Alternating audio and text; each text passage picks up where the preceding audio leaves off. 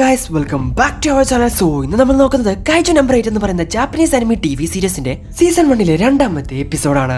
എപ്പിസോഡിലൂടെ പോകുന്നതിന് മുമ്പ് നിങ്ങളുടെ രാജ്യം നിങ്ങളുടെ ജില്ല ഏതാണെന്ന് താഴെ ഒന്ന് കമന്റ് ചെയ്യുക. മാത്രമല്ല എന്റെ സംസാരമൊക്കെ കേട്ടിട്ട് ഞാൻ ഏത് ജില്ലക്കാരനാണെന്ന് നിങ്ങൾക്ക് മനസ്സിലായെങ്കിൽ തീർച്ചയായിട്ടും താഴെ ഒന്ന് കമന്റ് ചെയ്യുക. നോക്കാലോ എത്ര പേർക്ക് അറിയാവുന്ന. അപ്പോട്ട് സമയങ്ങളാണ് നേരെ എപ്പിസോഡിലോട്ട് പോകാം. എപ്പിസോഡ് തുടക്കത്തിൽ പറന്നുകൊണ്ടിരിക്കുന്ന ഒരു ജീവി കഫ്കയുടെ മുമ്പിൽ വന്ന് നിൽക്കുന്നു. പെട്ടെന്നൊരു നിമിഷം എന്താണ് ഇവിടെ സംഭവിക്കുന്നതെന്ന് പോലും അറിയാതെ അവൻ അതിനെ തന്നെ നോക്കി നിൽക്കുന്നു. അതെ, അവസാനം ഞാൻ ഒരാളെ കണ്ടുപിടിച്ചിരിക്കുന്നു എന്ന് പറഞ്ഞ കൈജു അവന്റെ വാഹക്കകത്തോട്ട് കയറുന്നു. നിലവിളിക്കുന്ന ശബ്ദം കേട്ട കർട്ടൻ മാറ്റി നോക്കുന്ന റീനോ കാണുന്നത് തന്റെ മുമ്പിലിരിക്കുന്ന ഒരു കൈജുവിനെയാണ്. സോ തന്നെ കാണാൻ ഇപ്പൊ ഒരു കൈജുവിനെ പോലെയാണെന്ന് മനസ്സിലാക്കിയ കഫ്കയും അവനെ കണ്ട് റീനോയും നിലവിളിച്ചുകൊണ്ടിരിക്കുന്നു. ഹേയ്, നീ ഒരിക്കലും പേടിക്കേണ്ട ആവശ്യമില്ല, ഞാനുണ്ടല്ലോ നിന്റെ കൂടെ. പക്ഷെ നീ പറയുന്നതൊക്കെ കേട്ടാ ഓവറായിട്ട് മാങ്ക വായിക്കുന്നതിന്റെ പ്രശ്നമാണ് ഇതെല്ലാം എന്നും പറഞ്ഞ് അവൾ അവിടെ നിന്ന് ചിരിച്ചുകൊണ്ടിരിക്കുന്നു. എന്ന് ഇത് കേട്ട് അവൻ അവളോട് ദേഷ്യപ്പെടുന്നു. ഒരുപാട് നന്ദിയുണ്ടാ എന്റെ കൂടെ എപ്പോഴും ഇങ്ങനെ സപ്പോർട്ട് ചെയ്ത് നിൽക്കുന്നതിന് എന്ന് മീൻ അവനോട് പറയുന്നു. പിന്നീട് വീണ്ടും പ്രസന്റ് ആണ് കാണിക്കുന്നത്. ഡിഫൻസ് സ്ക്വാഡിലെ മീൻ അടങ്ങുന്ന ടീം എല്ലാവരും ആ ഹോസ്പിറ്റലിലെ കൈജുവിനെ ഇല്ലാതാക്കാൻ തയ്യാറായി നിൽക്കുന്നു. സോ ഹോസ്പിറ്റലില് ഒരു കൈജു ഉണ്ടെന്നുള്ള കാര്യം എല്ലാവർക്കും മനസ്സിലാവുന്നു.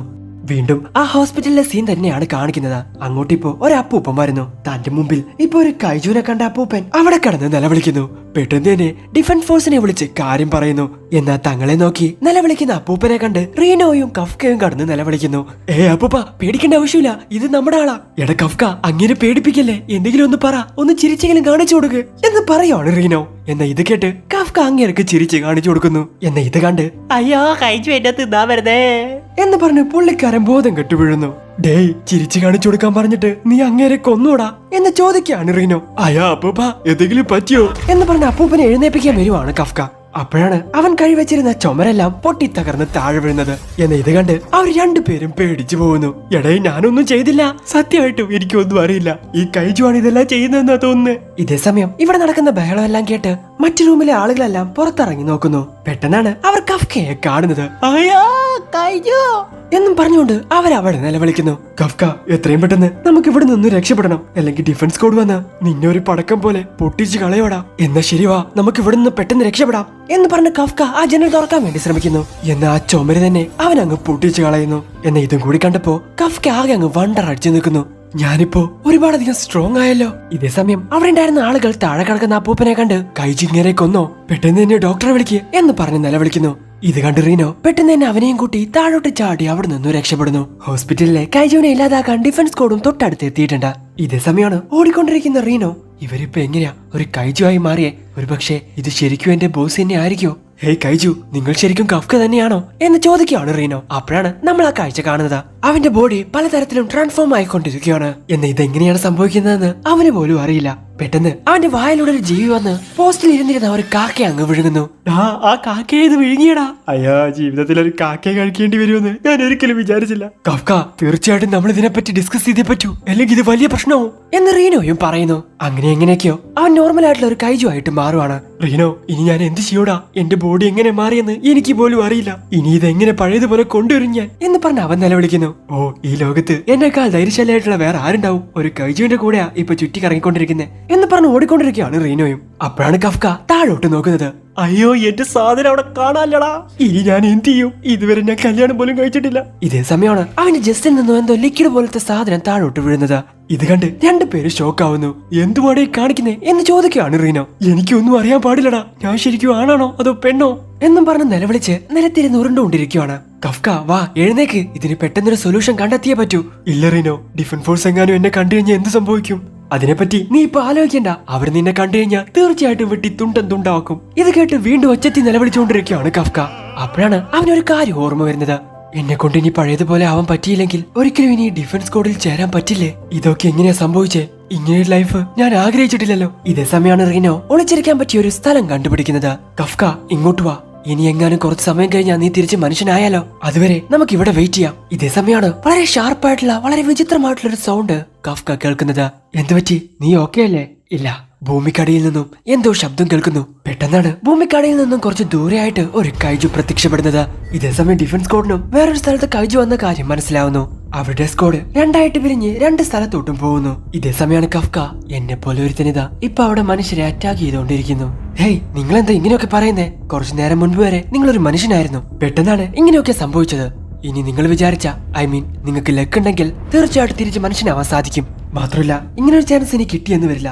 ഡിഫൻസ് ഫോഴ്സിന്റെ എല്ലാവരുടെയും ശ്രദ്ധ ആ കൈജുവിന്റെ മുകളിലായിരിക്കും. സോ നമുക്ക് ആലോചിക്കാൻ ഒരുപാട് സമയമുണ്ട്. ഇത് കേട്ട് ശരി, നമുക്ക് ഒളിച്ചിരിക്കാം എന്ന് പറഞ്ഞുകൊണ്ട് പോവാണ് കഫ്ക. ഇതേ സമയം സിറ്റിക്കകത്ത് ഒരു ബിൽഡിംഗ് ഇടിഞ്ഞു പൊളിഞ്ഞ് അതിനടിയിൽ ഒരു ലേഡി പെട്ടിരിക്കുന്നു. അമ്മ എഴുന്നേക്കമ്മ, നമുക്ക് ഇവിടെ നിന്ന് രക്ഷപ്പെടാം. അമ്മ എഴുന്നേക്ക് എന്ന് പറഞ്ഞുകൊണ്ട് ഒരു കുട്ടി അവിടെ നിന്ന് കരഞ്ഞുകൊണ്ടിരിക്കുന്നു.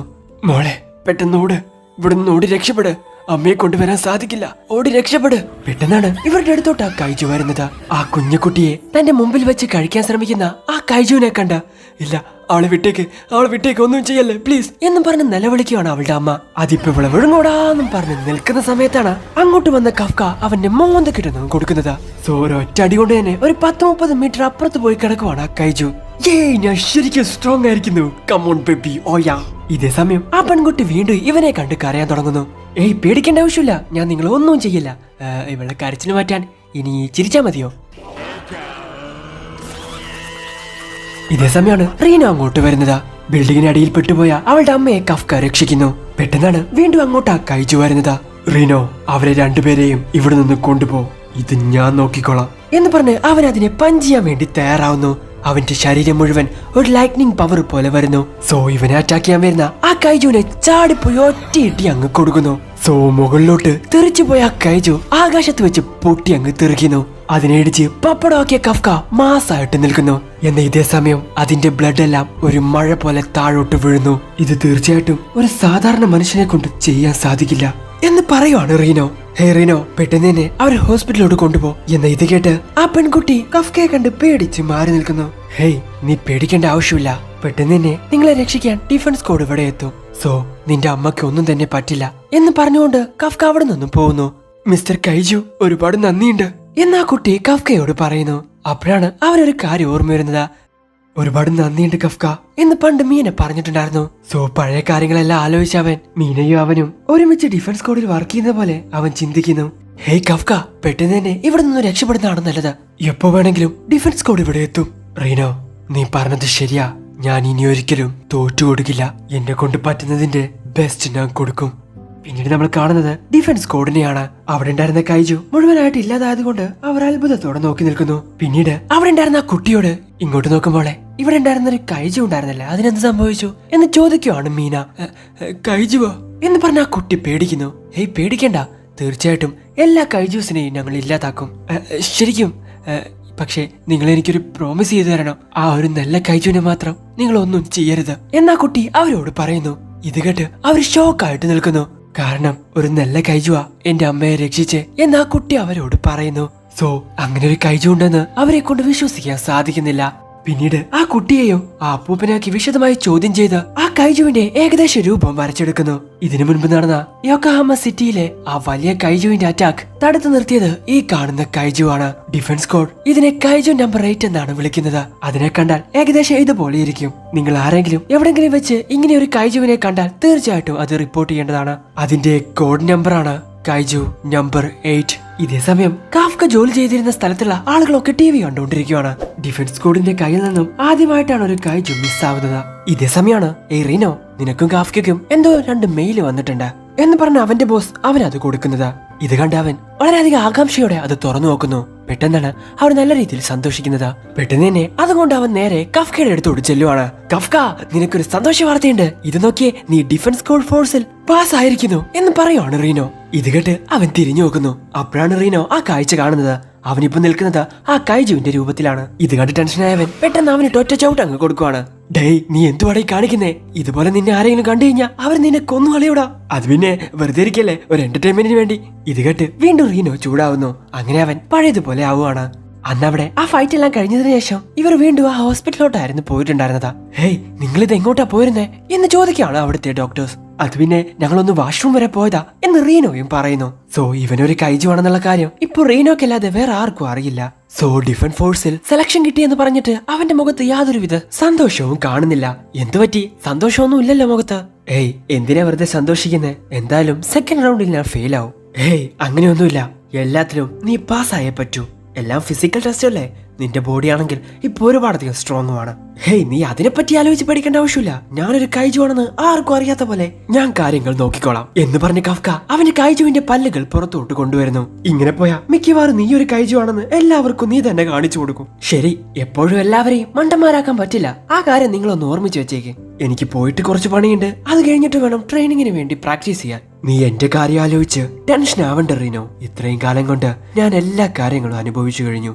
വിജയത്തിന്റെ മധുരവും തോൽവിയുടെ കയ്പും എന്താണെന്ന് എനിക്ക് വളരെ നന്നായിട്ട് അറിയാം. പക്ഷെ എന്തൊക്കെ വന്നാലും ഇപ്രാവശ്യം ഞാൻ തോറ്റു കൊടുക്കില്ല. കാരണം എനിക്ക് 32 വയസ്സായി. ഇനി എനിക്ക് ഇങ്ങനെ ഒരു ചാൻസ് കിട്ടില്ല.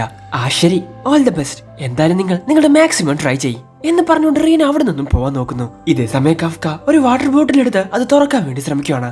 എന്നാൽ അവനെ കൊണ്ട് അത് തുറക്കാൻ വേണ്ടി പറ്റുന്നില്ല. പെട്ടെന്ന് അവന്റെ രൂപം മാറി അവൻ ആ ബോട്ടിൽ തന്നെ അങ്ങ് ഞെരുക്കി കളയുന്നു. ഇത് കണ്ട് റീനോ അവനെ തന്നെ നോക്കുന്നു. പിന്നീട് നമ്മൾ കാണുന്നത് 10 ദിവസത്തിന് ശേഷം ഡിഫൻസ് സ്ക്വാഡിന്റെ സെക്കൻഡ് സെലക്ഷന് വേണ്ടി അവർ പോകുന്നതാണ് കാണുന്നത്. ഈ സ്ഥലം നിൽക്കുന്നത് വെസ്റ്റ് ടോക്കിയോയിലെ വെന്യൂ എന്ന് പറയുന്ന സ്ഥലത്താണ്. അവിടെയുള്ള ഡിഫൻസ് സ്ക്വാഡിന്റെ ഹെഡ്ക്വാർട്ടേഴ്സ് കണ്ട് അവർ അന്തം വിട്ടു നിൽക്കുന്നു. ഒരുപാടധികം സെക്യൂരിറ്റീസ് ഒക്കെ പുറത്ത് അവിടെ നിൽക്കുന്നുണ്ട്. ഇതേ സമയം ഇവരെ പോലെ തന്നെ ആ ടെസ്റ്റ് അറ്റൻഡ് ചെയ്യാൻ വേണ്ടി അങ്ങോട്ട് കുറച്ച് പേർ വരുവാണ്. ഇവിടെ വന്നിരിക്കുന്ന ഓരോരുത്തരെയും നീ ശ്രദ്ധിച്ചൊന്ന് നോക്ക്. അവരെ പോലെ നമുക്കും ആവണം എന്ന് പറയാണ് കഫ്ക. ഇതേ സമയമാണ് ഹേയ് കിളവാ എന്ന് പുറകിൽ നിന്ന് ആരോ വിളിക്കുന്നത്. ഇവിടെ ആരാ കിളവൻ എന്ന് പറഞ്ഞ് അങ്ങോട്ടും ഇങ്ങോട്ടും നോക്കുവാണ് കഫ്ക. ഡേയ് നിന്നെ തന്നെ. തിരിഞ്ഞു നോക്കുന്ന കഫ്ക കാണുന്നത് പച്ച കളർ മുടിയുള്ള ഒരു പെൺകുട്ടിയാണ്. ഏയ് കിളവാ, വയസ്സായത് കൊണ്ടാണോ തനിക്ക് ചെവിയൊന്നും കേൾക്കില്ലേ? എത്ര നേരമായി വിളിക്കുന്നു. നീ എന്നെയാണോ കിളവ എന്ന് വിളിക്കുന്നേ? ഇവളും ഇതിൽ അറ്റൻഡ് ചെയ്യാൻ വന്നിരിക്കുകയാണെന്ന് തോന്നുന്നു എന്ന് ചിന്തിക്കുകയാണ് റീനോ. ഡീ പെണ്ണേ, നീ ആരെ നോക്കിയാടി കിളവ എന്ന് വിളിച്ചേ? എനിക്ക് വെറും 32 വയസ്സായിട്ടുള്ളൂ. ഇപ്പോഴും ഞാൻ ഒരു യങ് ബോയിയാണ്, മനസ്സിലായോ? ഇത് കേട്ട് നിങ്ങളുടെ പ്രശ്നം എന്താപ്പോ എന്ന് ചോദിക്കുകയാണ് റീനോ. ഈ പാട്ടവണ്ടി നിങ്ങളുടേതാണോ? ആണെങ്കിൽ ഇത് ഇവിടെ നിന്നും മാറ്റണം. എന്നിട്ട് വേണം എനിക്ക് എന്റെ വണ്ടി ഇവിടെ പാർക്ക് ചെയ്യാൻ. അതൊന്നും പറ്റില്ല. ഇതെന്തോന്ന് ഗുണ്ടായിസോ? ഞങ്ങളാണ് ആദ്യം വന്നത്, സോ ഞങ്ങൾ ഇവിടെ പാർക്ക് ചെയ്യും. അതങ്ങനെയല്ല, എന്റെ ലക്കി നമ്പർ എന്ന് പറയുന്നത് 5 ആണ്. സോ എനിക്ക് ഇവിടെ വേണം പാർക്ക് ചെയ്യാൻ. ഇത് കേട്ട് കാഫ്ക ടെൻഷനായിട്ട്, എന്ത് ഈ 5 എന്ന് പറയുന്നത് ഇവളുടെ ലക്കി നമ്പറോ? ഈ കുട്ടി പിശാശിനെ എങ്ങനെ നമ്മൾ പറഞ്ഞു മനസ്സിലാക്കൂടാ? വണ്ടി അവിടെ നിന്ന് എടുക്കാൻ പറ്റില്ലെന്ന് പറഞ്ഞ് വീണ്ടും ഇവൻ തർക്കിച്ചുകൊണ്ടിരിക്കുന്നു. ഓ അങ്ങനെയാണോ എന്ന് പറഞ്ഞ് അവൾ അവളുടെ ഡ്രസ്സ് അയക്കാൻ വേണ്ടി തുടങ്ങുന്നു. എന്തുവാണ് ചെയ്യുന്നേ? ആളുകളെല്ലാം നോക്കുന്നു എന്ന് പറഞ്ഞ് നോക്കുന്ന സമയത്താണ് അവൾ ഒരു സ്യൂട്ട് ഇട്ടിട്ടുണ്ട്. അതിന്റെ പവർ യൂസ് ചെയ്ത് അവളൊരു ഹൾക്കിനെ പോലെ ആ കാർ തന്നെ അവിടെ നിന്നും പൊക്കുന്നു. അയ്യോടേ, അതെന്റെ കമ്പനി വേന. ഇത് കണ്ട് റീനോ, ആരാ നീ എന്ന് ചോദിക്കുകയാണ് അവളോട്. എന്റെ നമ്പർ 2016. എന്റെ പേര് കിക്രോ ഷിനോമിയ. കൈജൂസിനെ എല്ലാം ഇല്ലാതാക്കുന്നതാണ് എന്റെ ഹോബി. ഇതേ സമയം തന്നെ ഷിനോമിയ, ഇവിടെ എന്താ ഒരു കൈജുവിന്റെ സ്മെല്ല് എന്ന് പറഞ്ഞ കാഫ്കയെ സ്മെല്ല് ചെയ്ത് നോക്കുവാണ് അവൾ. സോ അവിടെ വെച്ച് എപ്പിസോഡ് അവസാനിക്കുന്നു. അടുത്ത 2 എപ്പിസോഡ് തീർച്ചയായിട്ടും വേറെ ലെവലായിരിക്കും. എന്തായാലും നിങ്ങൾക്ക് ഇവിടെ ഇഷ്ടപ്പെടുന്ന ലൈക്ക് ചെയ്യുക, ഷെയർ ചെയ്യുക, സബ്സ്ക്രൈബ് ചെയ്യുക, തരത്തിലുള്ള ബെൽ ഐക്കൺ എനേബിൾ ചെയ്യുക. അടുത്ത എപ്പിസോഡ് അടുത്ത സമയം അതുവരെയും ബൈ.